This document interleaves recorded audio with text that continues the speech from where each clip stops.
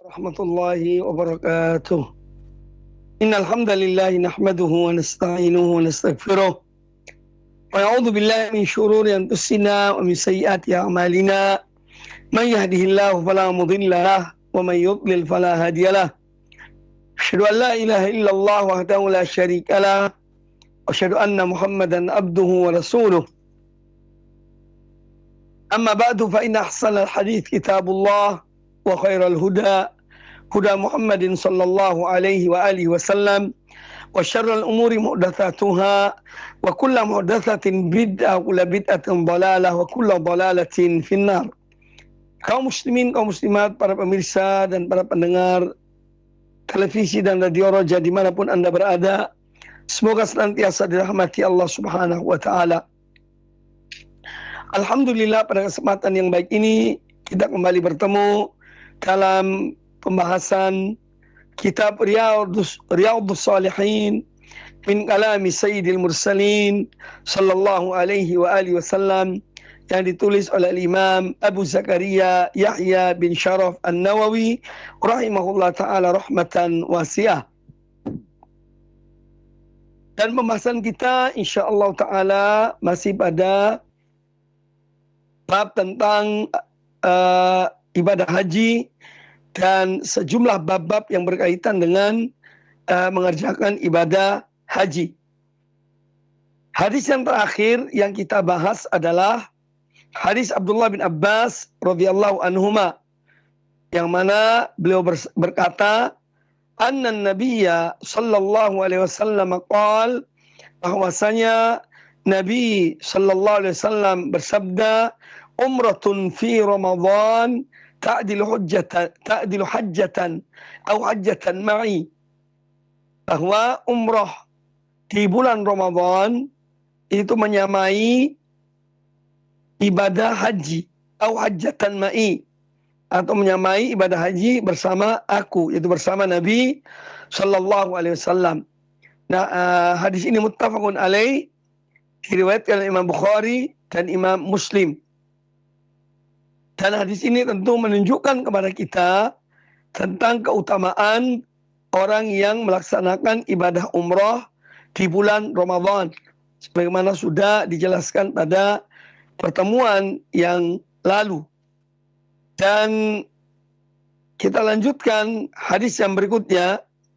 Wa anhu, juga dari Abdullah ibnu Abbas radhiyallahu anhuma,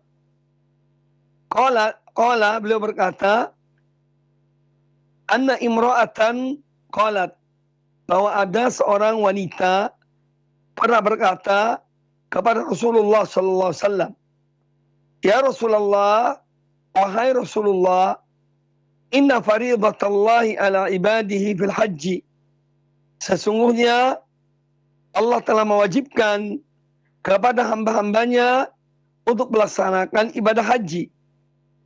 Adrakat abi syekhon kabiran, dan ketika kewajiban haji itu Allah wajibkan, keadaan ayahku dalam keadaan tua renta, syekhon kabiran.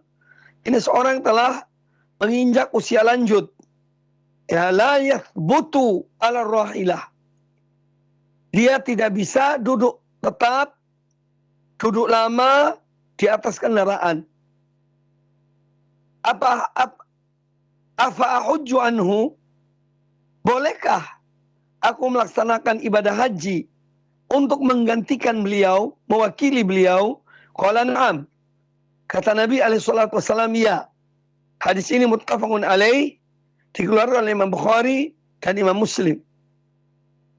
Kaum muslimin, para pemirsa dan para pendengar rahimakumullah, tentu hadis ini adalah menjelaskan kepada kita tentang keadaan seseorang yang tidak bisa lagi melaksanakan ibadah haji karena faktor usia yang sudah lanjut, sehingga tidak mempunyai kekuatan untuk perjalanan jauh, ya, apalagi naik kendaraan ya dalam waktu yang cukup panjang, ya.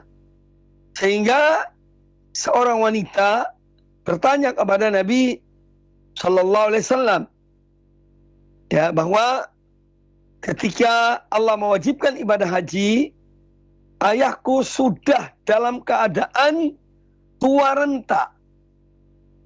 Dalam keadaan tua renta. Tidak mungkin bepergian jauh. Tidak mungkin bisa bertahan duduk di kendaraan.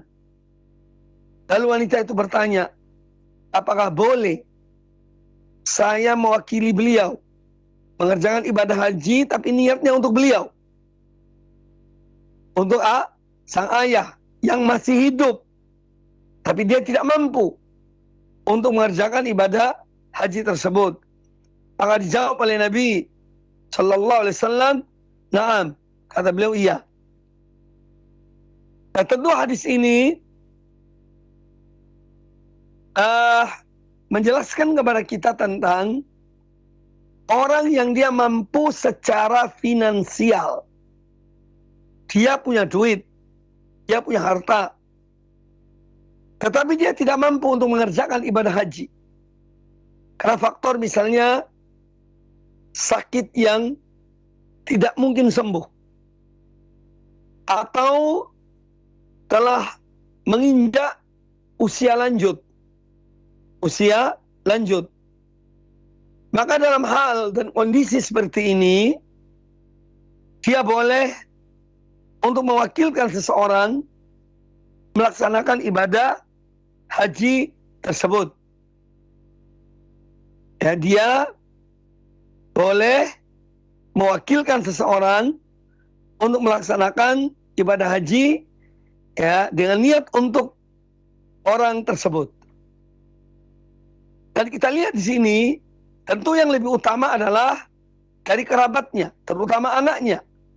Sang anak menghajikan orang tua yang masih hidup, tetapi sudah tidak mampu lagi untuk mengerjakan ibadah haji, karena faktor-faktor yang disebutkan tadi. Maka boleh sang anak menggantikan orang tuanya, mewakili orang tuanya dalam mengerjakan ibadah haji. Dengan catatan, ini ada catatan penting. Orang yang menggantikan ibadah haji seseorang, ya, itu dia harus sudah melaksanakan ibadah haji yang wajib untuk dirinya.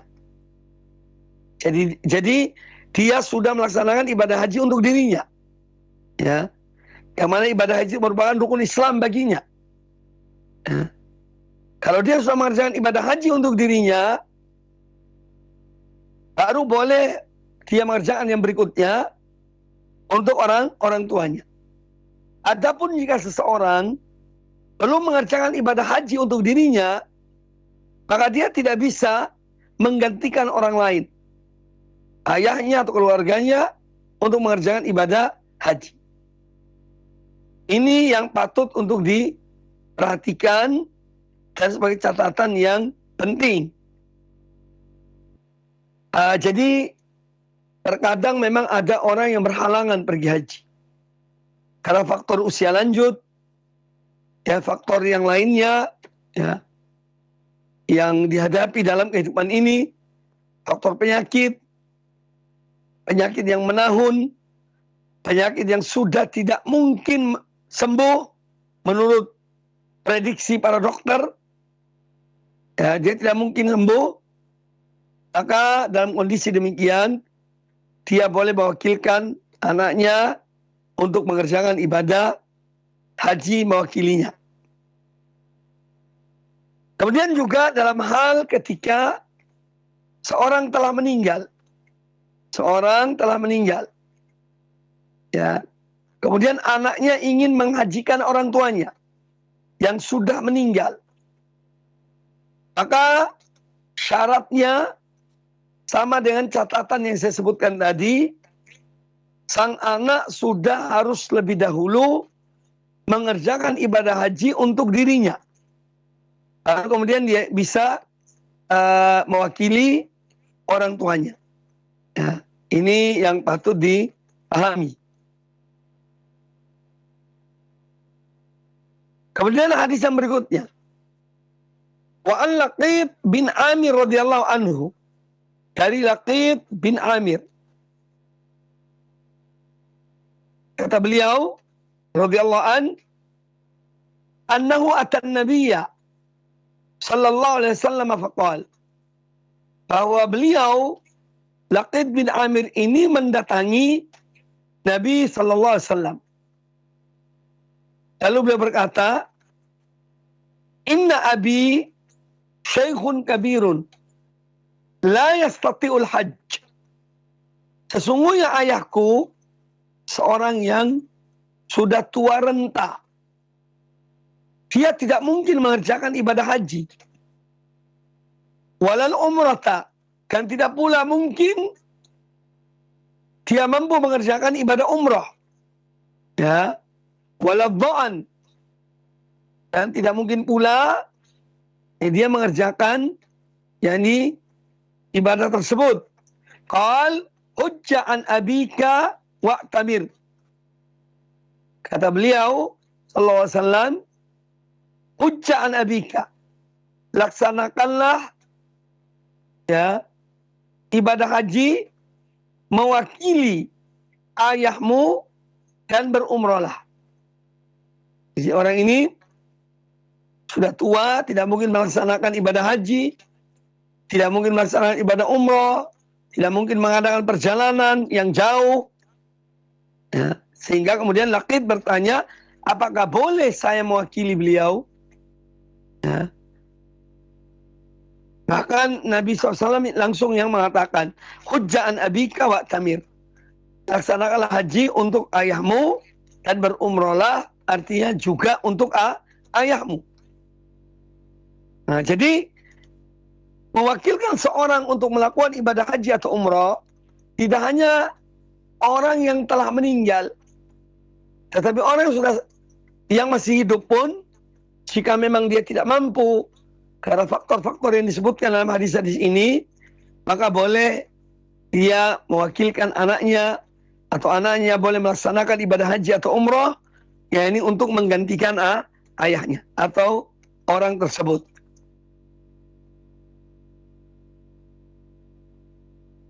Kemudian hadis yang berikutnya, Wan As-Sa'ib bin Yazid radhiyallahu anhu qala, dari As-Sa'ib bin Yazid radhiyallahu anhu beliau berkata, qal ujjabi ma'a Rasulillah sallallahu alaihi wasallam fi hajjatil wada. Ini aku ini melaksanakan ibadah haji bersama Rasulullah sallallahu alaihi wasallam ketika beliau mengerjakan haji wada. Ya, jadi As-Sa'ib bin Yazid juga ikut rombongan ya haji yang dilaksanakan oleh Nabi sallallahu alaihi wasallam pada waktu beliau mengerjakan ibadah haji wada. Wa ana ibnu sab'i sinin, dan aku, kata Sa'ib, ketika mengikuti ibadah haji bersama Nabi sallallahu alaihi wasallam, usia aku ketika itu ya ana ibnu sab'i sinin, usia aku 7 tahun. Hadis riwayat Imam Al-Bukhari. Nah, ini juga salah satu hadis yang menjelaskan tentang bolehnya anak yang belum baligh mengerjakan ibadah haji, tetapi tidak menggugurkan kewajibannya kalau sudah baligh. Karena pada dasarnya kewajiban seorang untuk mengerjakan ibadah haji setelah dia baligh. Tapi mungkin saja ada anak yang belum baligh, ya, kebetulan orang tuanya mampu, ya, dan mereka pergi, misalnya ayah, ibu, dan anaknya mengerjakan ibadah haji, tapi anaknya belum baligh. Ini hal yang dibolehkan. Bagi anak itu boleh melakukan ibadah haji. Tetapi tentu belum melaksanakan ibadah haji yang wajib baginya. Ya. Hadis ini hanya menunjukkan bolehnya seorang anak atau anak kecil yang belum baligh mengerjakan ibadah haji, namun tidak membebaskan dia dari kewajiban ibadah haji yang semestinya, yaitu di saat dia telah baligh, telah menjadi mukallaf.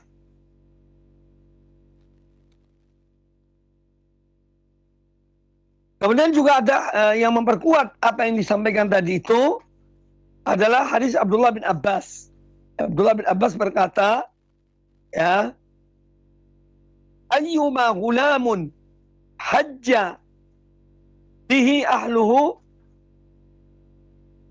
thumma balagha fa alaihi hajjatun ukhra.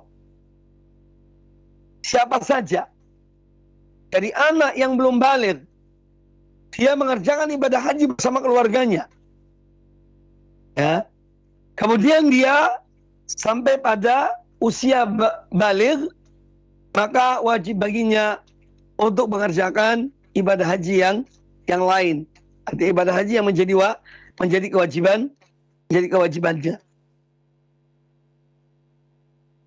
Kemudian hadis yang berikutnya, wa an Ibnu Abbas radhiyallahu anhuma qala, dari Abdullah bin Abbas radhiyallahu anhuma, beliau berkata, anna nabiyya sallallahu alaihi wasallam laqiya raqban birauha.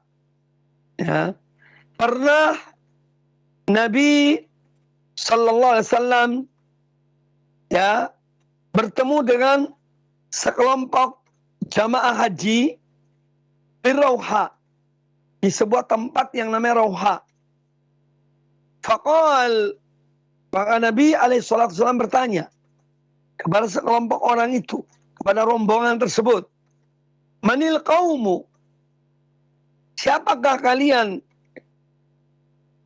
Qalu al-muslimun. Mereka menjawab, kami adalah orang-orang muslimun. Qalu man anta. Kemudian mereka pun balik bertanya, siapa anda ini? Yang bertanya tentang kami. Qal, kata Nabi sallallahu alaihi wasallam, Rasulullah. Ini akunya adalah Rasulullah. Farafa'at imra'atun sabiyan. Maka di saat itu, setelah mengetahui bahwa orang yang bertanya itu adalah Rasulullah sallallahu alaihi wasallam, maka seorang wanita mengangkat anak kecil. Ya, rafa'at imra'atun sabiyan. Dia mengangkat anak kecil yang dibawanya. Faqalat ali hadha hajjun. Lalu wanita itu bertanya kepada Nabi sallallahu alaihi wasallam, apakah anak ini juga bisa mengerjakan ibadah haji? Ya. Qala na'am. Kata Nabi alaihi wasallam, ya. Walaki ajrun. Dan kamu juga dapat pahala. Ya. Kamu juga dapat pahala. Hadis riwayat Imam Muslim di dalam Sahih Muslim. Nah, jadi hadis Abdullah bin Abbas radhiyallahu anhuma ini menjelaskan kepada kita tentang haji seorang anak kecil. Ya. Orang tua yang membawa anaknya untuk mengerjakan ibadah haji, ya, dia pun dapat pahala. Karena memang tidak mudah, tidak gampang membawa anak kecil untuk bersama-sama melaksanakan ibadah haji. Ya, maka dari itu orang tua yang membawa anaknya pergi ibadah haji, dia pun mendapat ganjaran pahala di sisi Allah Subhanahu wa ta'ala.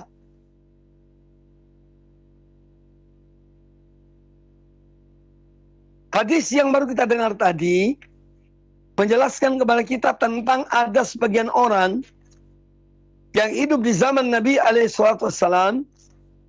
Mereka pun belum mengetahui atau belum mengenal Rasulullah SAW.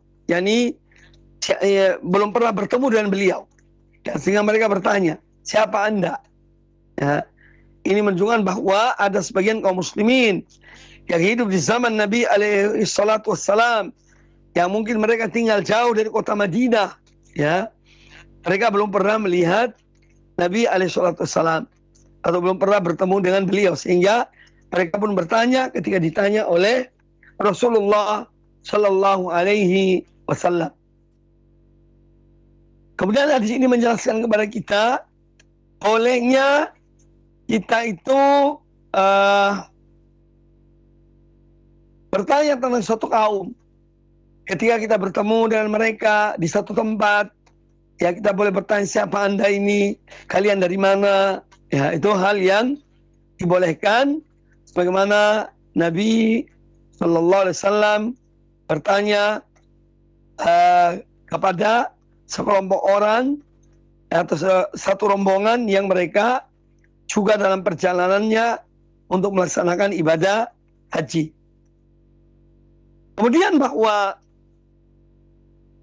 anak kecil, ya, ketika dia melaksanakan ibadah haji, dia juga dapat pahala. Ya. Kemudian pula orang tua yang membawanya juga mendapat pahala. Karena orang tua yang menanggung biayanya, menunjukkan kebaikan kepada anaknya, maka orang tua yang mendapat pahala. Kemudian hadis yang berikutnya, wa an Anas radhiyallahu anhu qala, dari Anas bin Malik radhiyallahu anhu, beliau berkata, anna Rasulullah sallallahu alaihi wasallam hajja ala rahlin wa kanat zamilatahu, ya, zamilatahu, rawahu al-Imam al-Bukhari.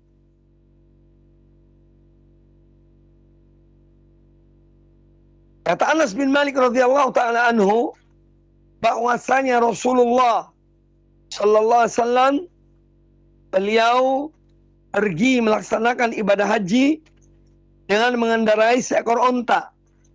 Wa kanat zamilatahu, dan seekor onta ini dia juga yang membawa makanan dan barang-barang Rasulullah SAW. Jadi di satu ekor onta itu, ya, Rasulullah menumpanginya dan juga keperluan-keperluan beliau, perbekalan beliau juga ditumpangi sekalian pada onta tersebut.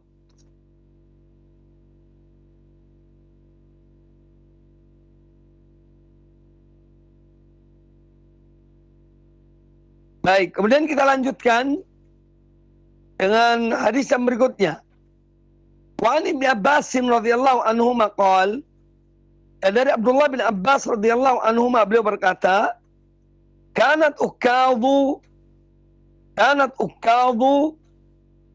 wa majinnatu wa dhul majaz aswaqan fil jahiliyati fata'attamu an yattajiru fil mawsimi fanazalat laysa alaikum junahun an tabtagu fadlan min rabbikum. Surat Al-Baqarah ayat 198. Ay fi mawasimil hajj. Hadis riwayat Imam Al-Bukhari di dalam sahihnya. Dari Abdullah bin Abbas radhiyallahu anhu beliau mengatakan, ya, bahwa ada beberapa pasar di zaman jahiliyah. Pasar Uqab, ada pasar Majinnah, ada pasar Dhul Majaz. Jadi pasar Uqab, ada pasar Majinnah, ada pasar Dhu al-Majaz. Ini semua, ya, ketiga nama ini nama pasar-pasar yang ada di zaman jahiliyah. Nah, ketika musim haji datang, mereka orang-orang yang berniaga, yang berdagang di pasar-pasar tersebut, itu ta'athamu, mereka merasa berdosa. Ini orang lagi mengerjakan ibadah haji, mereka berdagang, ya, di musim haji. Nah, ketika mereka merasa demikian, maka turunlah firman Allah Ta'ala dalam surat Al-Baqarah ayat 198. Al-Baqarah ayat 198. Allah Azza wa Jalla berfirman, laisa alaikum junahun an tabtaghu fadlan min rabbikum. Jadi tidak ada dosa bagi kalian, ya, untuk kalian mencari karunia Allah, ya, mencari karunia dari Rabb kalian, dari Tuhan kalian. Ini menunjukkan boleh yang berniaga di saat musim haji, ya. Tidak ada larangan berniaga di musim haji. Dan itu salah satu yang juga bisa menjadi salah satu hikmah dari ibadah haji. Adanya perdagangan, perniagaan, ya. Tetapi hendaknya seorang juga yang mengerjakan ibadah haji, janganlah perdagangan itu menjadi tujuannya. Hendaknya ibadah haji menjadi tujuan utamanya. Tapi kadang-kadang ada mungkin keperluan yang dia membawa dari sini, ada orang lain yang membelinya, maka itu tidak mengapa. Nah, hadis ini menjelaskan kepada kita tentang para sahabat dahulu. Bahwa mereka itu orang-orang yang bertakwa pada Allah Ta'ala. Sampai-sampai mereka itu merasa takut berniaga di saat musim haji. Ya. Padahal itu hal yang dibolehkan. Mereka khawatir berdosa. Ini menunjukkan ketakwaan mereka. Ya, tapi kemudian Allah menurunkan ayat yang menunjukkan bolehnya berniaga di musim haji. Sehingga hal tersebut tidak menjadi larangan. Tetapi berniaga menjadi sesuatu yang boleh ketika berada di musim haji. Kemudian hadis ini menjelaskan kepada kita bahwa berniaga di musim haji salah satu dari manfaat yang bisa diambil dari musim haji tersebut. Dengan demikian, selesai permasalahan berkaitan dengan ibadah haji, ya, dari pembahasan kita dari kitab Riyadhus Shalihin. Kemudian kita melanjutkan dengan pembahasan berikutnya, Kitabul Jihad, kitab tentang berjihad di jalan Allah Subhanahu wa Ta'ala. Dan sudah pernah saya jelaskan tentang jihad adalah salah satu amal yang paling dicintai oleh Allah Ta'ala. Dan kita tidak boleh alergi dan berbicara masalah jihad. Ya, karena jihad dalam Islam memang ada. Sampai hari kiamat. Ya, tetap ada jihad itu. Ya. Artinya hukum ini tidak akan terhapus. Ya. Hanya saja kapan jihad itu disyariatkan, jihad dalam bentuk peperangan, yang dipimpin oleh seorang pemimpin, itu yang memang tidak jelas kapan. Tapi di saat ada kepemimpinan seorang orang yang memimpin jihad, dia memiliki bendera, tujuannya jelas adalah untuk li'ila'i kalimatillah, untuk menegakkan kalimat Allah, maka di saat itu jihad tetap berlaku. Dan di saat tidak ada peperangan, kemana yang pernah saya jelaskan, maka setiap orang muslim, ya, yang dia memiliki sesuatu untuk Islam, maka dia tetap berjihad memperjuangkan Islam. Yang punya harta dan hartanya, yang punya ilmu dan ilmunya, yang punya wewenang dengan wewenangnya, ya, ini masing-masing dengan kemampuan. La yukallifullahu nafsan illa usaha. Allah tidak membebani suatu jiwa kecuali apa yang mampu dia kerjakan, yang mampu dia laksanakan. Nah, di antara ayat yang mewajibkan jihad fi sabilillah adalah firman Allah dalam surat Al-Baqarah ayat 190. Allah Azza wa Jalla berfirman, "Wa qatilu fi sabilillahi alladzina yuqatilunakum." Dan perangilah di jalan Allah orang-orang yang memerangi kalian. Ya, jadi Allah membolehkan orang muslimin memerangi kalau mereka kalau mereka diperangi. Ya, kalau mereka diperangi. Ini awal mula dari perintah untuk jihad. Ya, yaitu untuk menahan, untuk mempertahankan diri mereka. Untuk membela kehidupan mereka. Maka mereka mempertahankan dengan berjihad. Kemudian yang berikutnya turun perintah Allah untuk memerangi. Ya. Tidak sekedar menunggu diperangi. Jadi mereka yang memerangi dalam rangka yakni untuk menyebarkan agama Allah Subhanahu wa taala. Dan apabila ada kelompok-kelompok yang membangkang, yang tidak mau menerima, maka mereka diberikan tawaran. Ya. Jadi sebelum peperangan ada tahapan dalam Islam ini. Yang pertama adalah ketika suatu pasukan diutus oleh Nabi Sallallahu Alaihi Wasallam untuk memerangi suatu kaum, maka yang pertama dilakukan oleh mereka adalah menawarkan Islam kepada kaum tersebut. Tawarkan dengan baik, kami ini utusan dari Rasulullah SAW, menawarkan kepada kalian Islam. Apa itu Islam? Yang dijelaskan. Jika mereka menerima, selesai urusannya. Tidak ada peperangan.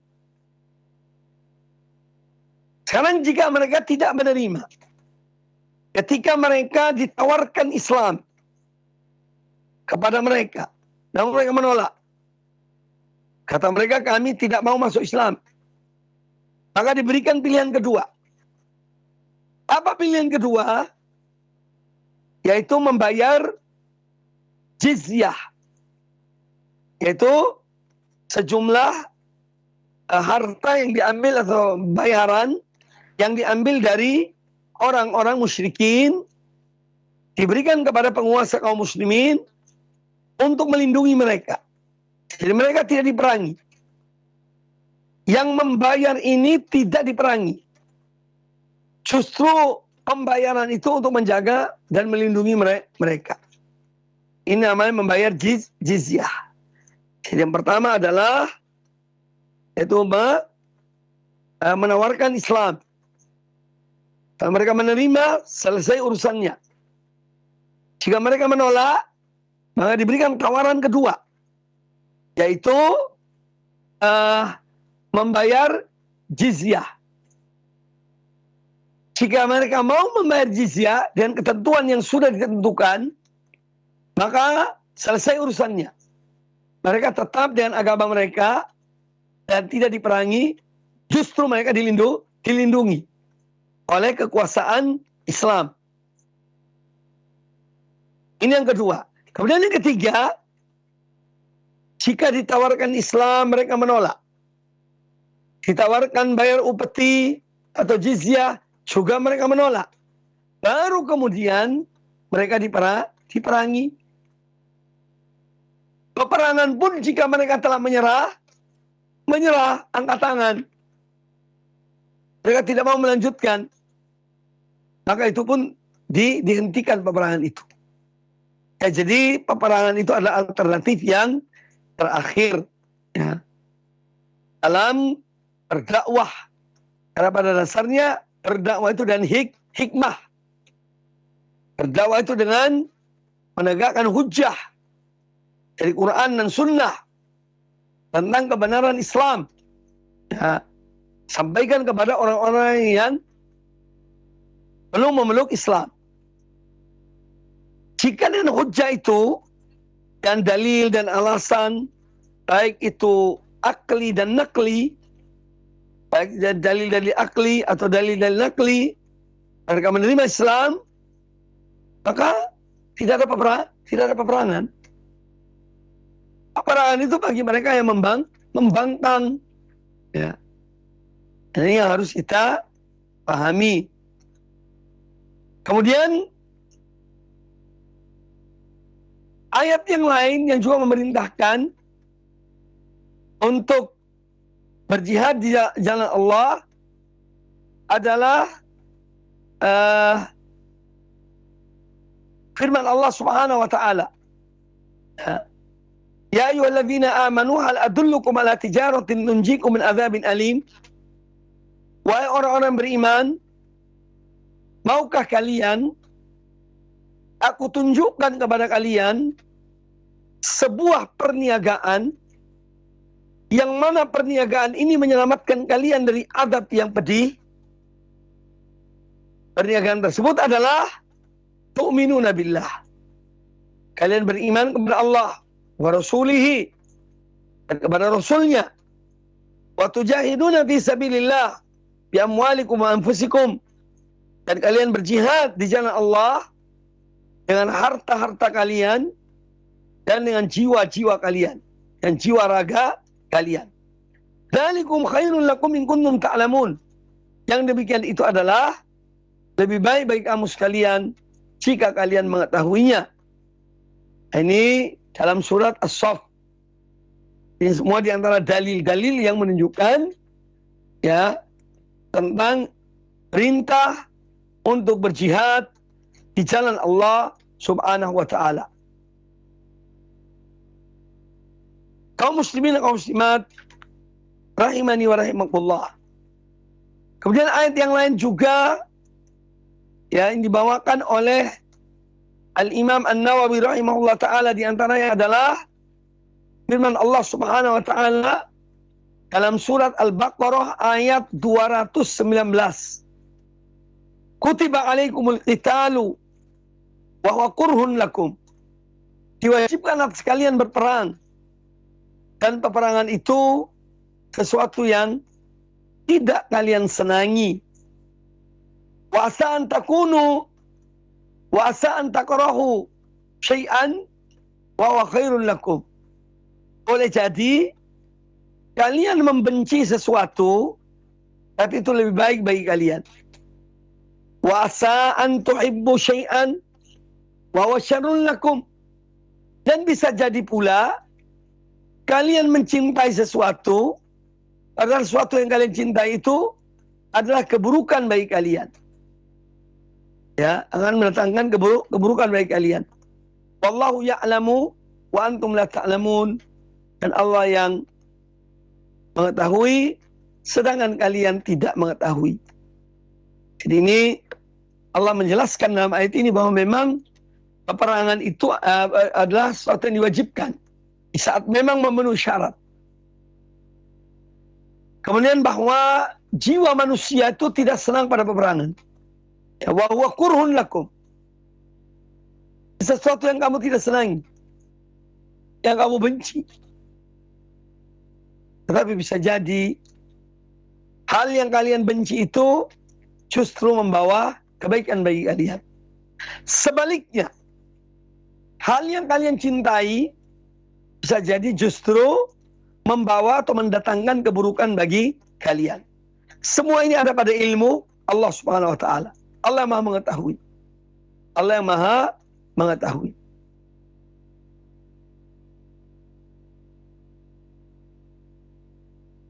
Banyak ayat-ayat Al-Quranul Karim yang dibawakan oleh Al-Imam An-Nawawi rahimahullah ta'ala di dalam bab jihad ini. Ya, banyak sejumlah ayat dibawa oleh beliau dalam bab ini. Sekarang kita melanjutkan dengan sejumlah hadis Nabi SAW yang dibawakan oleh Al-Imam An-Nawawi dalam bab tentang perintah untuk berjihad di jalan Allah. Bab tentang keutamaan berjihad. An Abi Hurairah radhiyallahu anhu qala, dari Abu Hurairah radhiyallahu anhu beliau berkata, su'ila Rasulullah sallallahu alaihi wasallam, pernah Rasulullah sallallahu alaihi wasallam ditanya, ayyul a'mali afdalu, amal-amal ibadah apakah yang paling afdal, yang paling utama? Qal, maka dijawab oleh Nabi sallallahu alaihi wasallam, imanun billahi wa rasulihi, Amal yang paling afdal adalah iman kepada Allah dan iman kepada Rasulnya. Qila thumma madza? Kemudian beliau ditanya lagi, lalu amal apa lagi yang lebih afdal? Yang paling afdal? Al-jihadu fi sabilillah. Kata Nabi alaihissalam, berjihad di jalan Allah. Qila thumma madza? Kemudian beliau ditanya lagi, lalu amal apa lagi yang paling afdal? Qal hajjun mabrur. Kata beliau, melaksanakan ibadah haji yang mabrur. Hadis ini muttafaqun alaih. Keluar oleh Imam Bukhari dan Imam Muslim di dalam Sahih Bukhari dan Sahih Muslim. Jadi hadis ini adalah hadis yang menjelaskan kepada kita tentang amal yang paling dicintai oleh Allah Ta'ala. Amal yang paling afdal. Pertama adalah iman kepada Allah dan Rasulnya. Bagaimana yang sudah dibahas pada kesempatan yang lalu. An-Nabi alaihissalam ditanya tentang amal yang paling afdal. Beliau menyebut iman kepada Allah dan kepada Rasulnya. Karena itu semua menjadi landasan bagi amal-amal yang lainnya. Salat seseorang, zakat, puasa, haji, dan amal-amal kebaikan lainnya, jika dikerjakan tanpa iman kepada Allah dan Rasulnya, maka amalnya itu tidak ada manfaatnya. Amalnya itu gugur. Sampai orang itu beriman kepada Allah dan Rasulnya. Maka iman kepada Allah dan Rasulnya adalah landasan. Ya.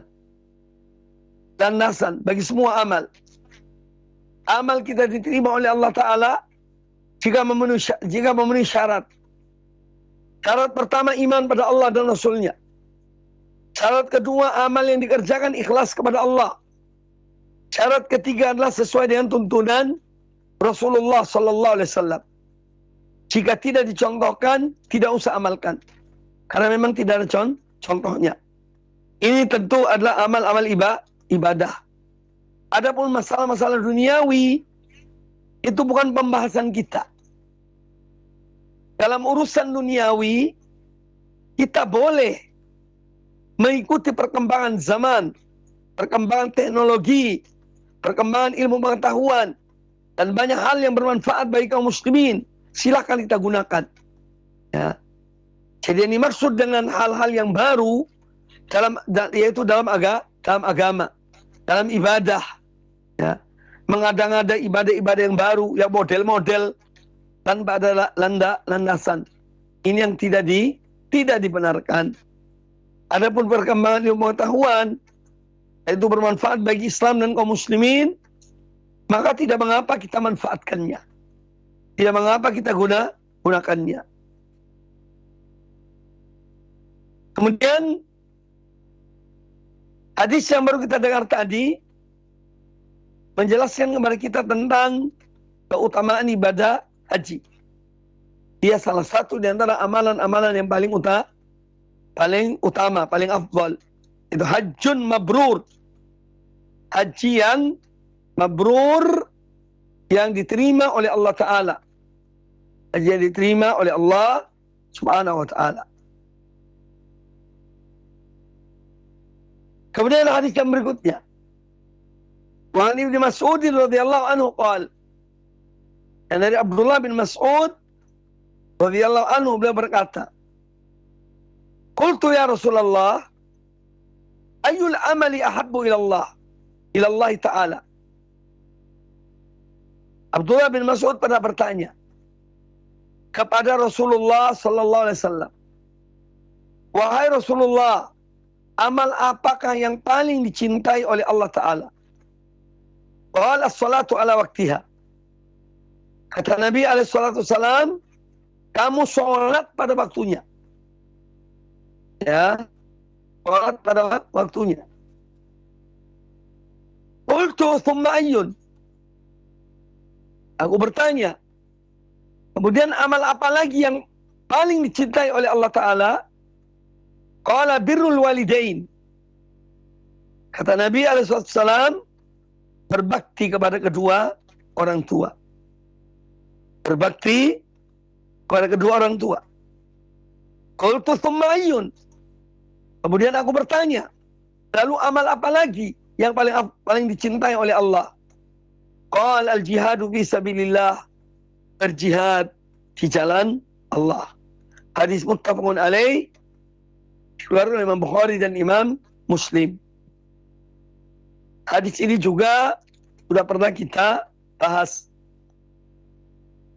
Dan tentu ada sebagian riwayat menyebutkan tentang sholat pada waktunya adalah sholat di awal waktunya.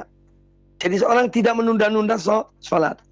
Karena terkadang penundaan sholat itu tanpa disadari sampai waktunya habis. Ya, maka jangan menunda-nunda sholat. Ya, jika sudah saatnya sholat, adzan telah dikumandangkan, maka segeralah sholat. Segeralah untuk mengerjakan sholat. Ya, jangan menunda-nunda sholat. Apalagi karena hal-hal duniawi. Hal-hal yang tidak ada manfaatnya. Atau yang kecil manfaatnya.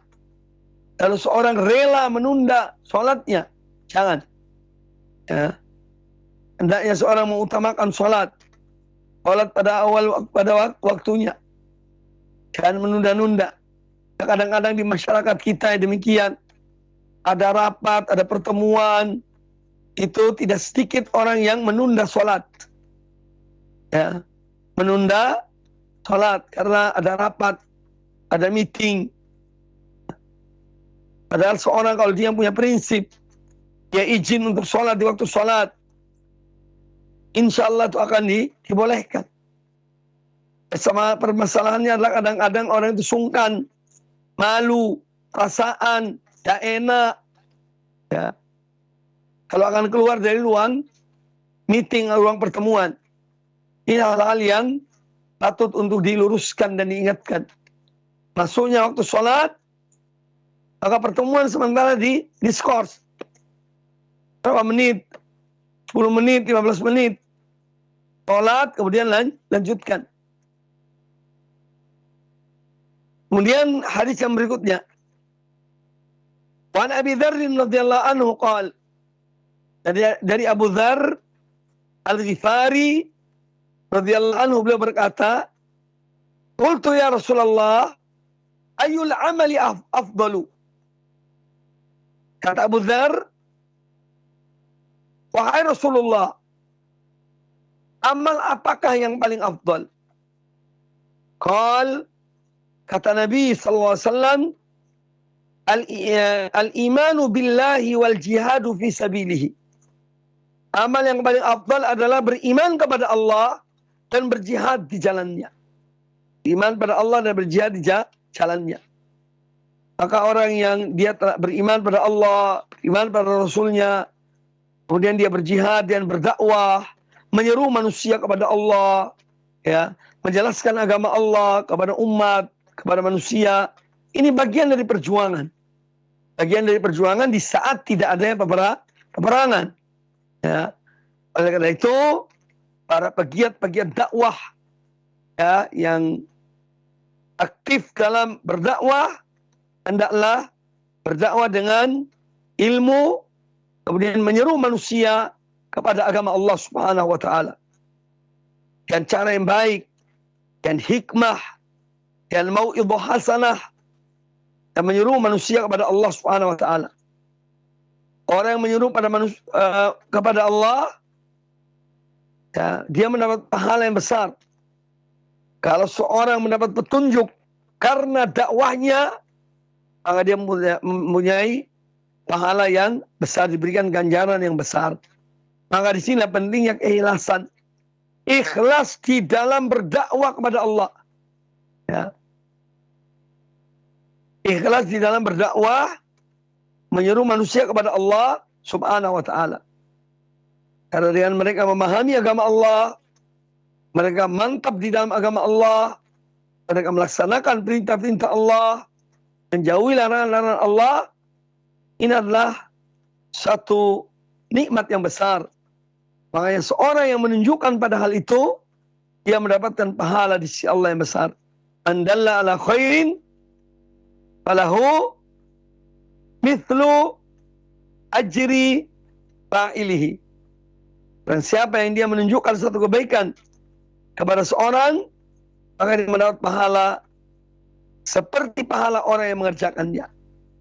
Ya, ini tentang berdakwah di jalan Allah, yang juga merupakan bagian dari memperjuangkan agama Allah Subhanahu wa ta'ala.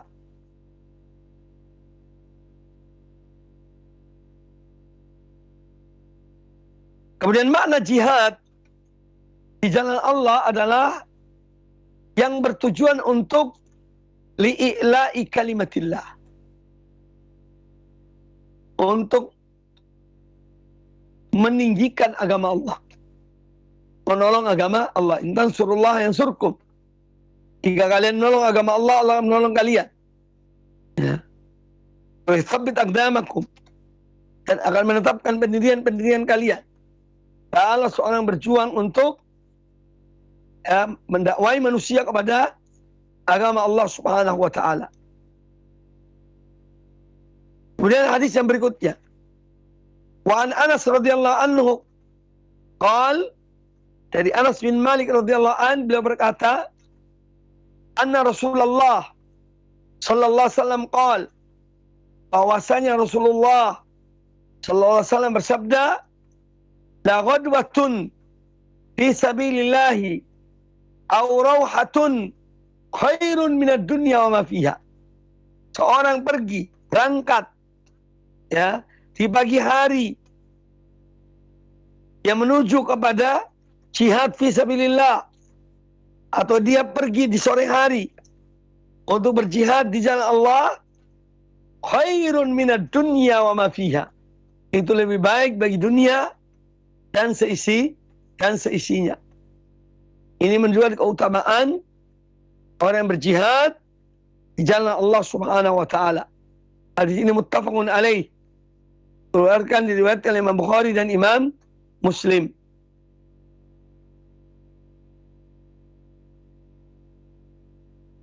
Maka hadis ini menjelaskan kepada kita tentang di antara amalan-amalan yang mendekatkan diri seorang hamba kepada Allah adalah memperjuangkan agama Allah Subhanahu wa ta'ala.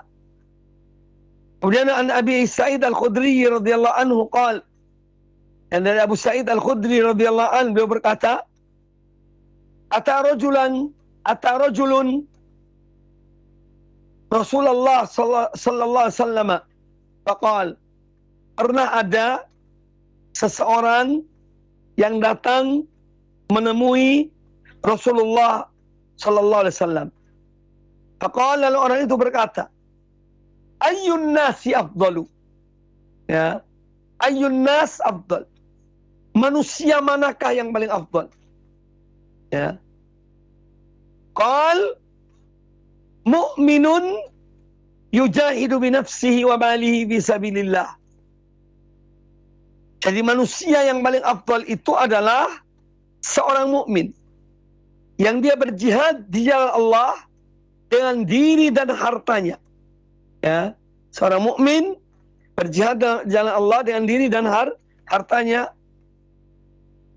Dia perjuangkan di jalan Allah. Mu'minun yujahidu bi nafsi wa malihi fi sabilillah. Orang mukmin yang berjihad dengan mengorbankan dirinya dan hartanya di jalan Allah. Qala thumma man. Kemudian orang itu bertanya, lalu siapa yang paling afdal setelah itu? Qal mu'minun fi syi'bin minasyi'ab ya'budullaha wa yada'un nasa min syarrihi. Yaitu seorang mukmin yang dia pergi, ya, meninggalkan kampung halamannya. Ini karena banyaknya fitnah. Dia pergi ke gunung-gunung, ya. Dia beribadah pada Allah Ta'ala, ya.